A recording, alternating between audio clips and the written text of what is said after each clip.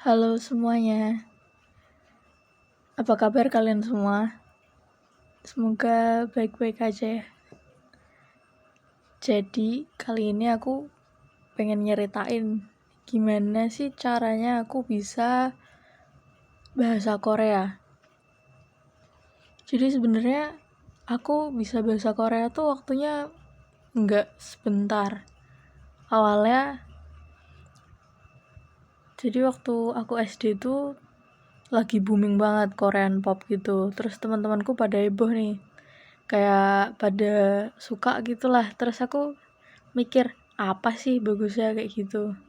Terus akhirnya temanku bilang coba aja kamu cari di internet kayak gitu. Terus akhirnya aku mulai nih nyari-nyari di internet. Oh ternyata emang keren banget kayak gitu. Terus setelah pertamanya lihat Korean pop itu, kita mulai, jadi semua teman-temanku tuh pada kayak belajar cara nulis Hangul kayak gitu kan.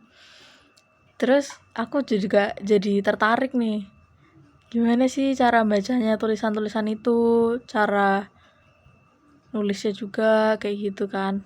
Nah terus akhirnya aku mulai eh mulai sejak itu terus aku jadi belajar toh, jadi nyoba-nyoba nyari tahu gimana sih caranya kayak gitu.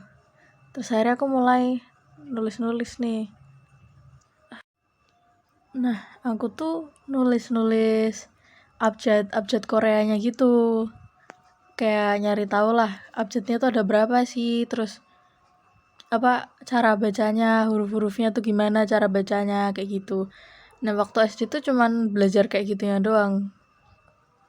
Setahun atau 2 tahun aku masih kesusahan buat nginget huruf-hurufnya. Tapi kalau misalnya lihat di TV atau di sosmed gitu tulisan-tulisan Korea tuh tahu, oh ini tulisan Korea, tapi masih belum bisa bacanya, jadi cuman tahu doang huruf-hurufnya.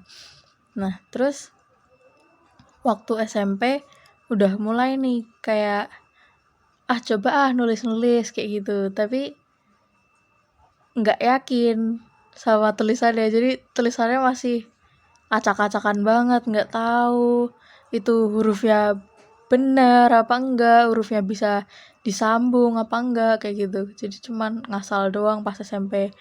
Terus ya akhirnya pas SMP itu bisa baca, bisa paham orang nulis apa kayak gitu. Tapi ya nggak terlalu jauh lah kemajuannya.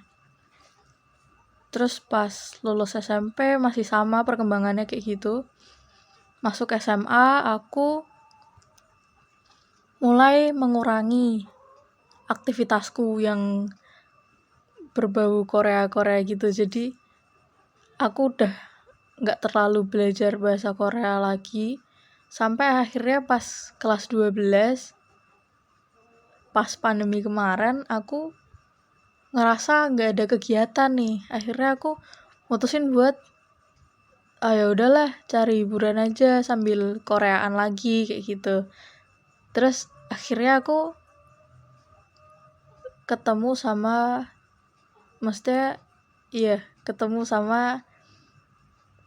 akhirnya ngestan gitu loh, jadi suka lagi sama Korea. Terus akhirnya suka sama grup namanya Treasure kan. Terus di situ aku mulai ngerasa, wah aku harus improve bahasa Koreaku biar aku bisa berinteraksi sama mereka kayak gitu. Akhirnya dalam jangka waktu berapa bulan aja aku udah mulai makin sering. Pokoknya aku mikir aku harus bisa gitu, jadi aku harus nyoba dulu, walaupun awalnya aku masih suka translate gitu pakai Google Translate atau pakai Papago. Terus akhirnya setelah beberapa bulan itu vocabulary-ku tuh makin nambah, aku jadi makin banyak tahu kosakata di bahasa Korea gitu.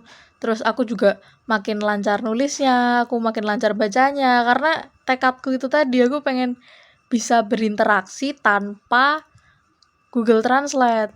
Terus akhirnya sekarang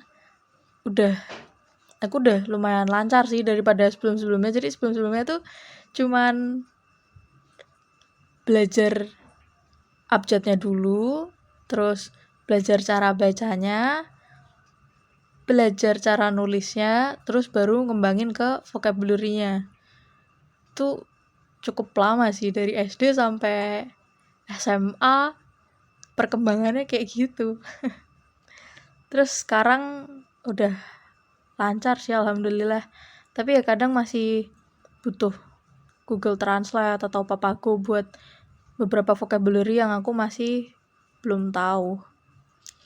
Jadi intinya kalau misalnya kita pengen bisa sesuatu, ya kita tuh harus ada niatnya, terus kayak menekuni hal itu gitu loh, biar ya yang kita pengen tuh terwujud. Nggak ada yang instan gitu di dunia ini, semuanya butuh proses. Jadi segitu aja cerita pengalaman aku belajar bahasa Korea. Semoga bermanfaat buat kalian yang pengen belajar juga.